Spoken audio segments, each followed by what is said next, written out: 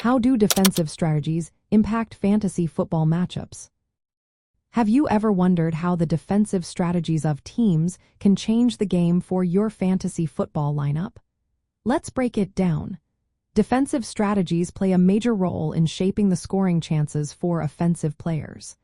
When you understand how a defense operates, you can make smarter decisions for your weekly lineup. Defenses that give up a lot of passing or rushing yards create great opportunities for offensive skill players. For instance, if a defense allows many touchdowns to tight ends, starting a tight end against them can lead to higher fantasy points. It's all about targeting those weak defenses. Red zone performance is another key factor. Defenses that struggle in the red zone often allow more touchdowns. This is especially important for running backs and tight ends, who are frequently involved in scoring plays. Keeping an eye on red zone efficiency can help you spot players with a better chance of scoring. Defensive coverage weaknesses are also significant.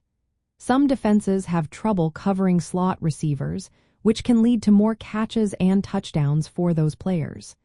If you know a defense struggles in this area, it's a smart move to start slot receivers against them. Now let's talk about team defenses. When choosing a defense for your fantasy team, it's often better to look at weekly matchups instead of overall talent. Streaming defenses that face weaker offenses can lead to more fantasy points. This is because weak offenses often result in more sacks, turnovers, and defensive touchdowns, which all add to your fantasy score. Defenses that create turnovers and sacks are especially valuable. Each sack and turnover earns points, and defensive touchdowns can provide a big boost. So, when managing your team, prioritize defenses that can make those game-changing plays.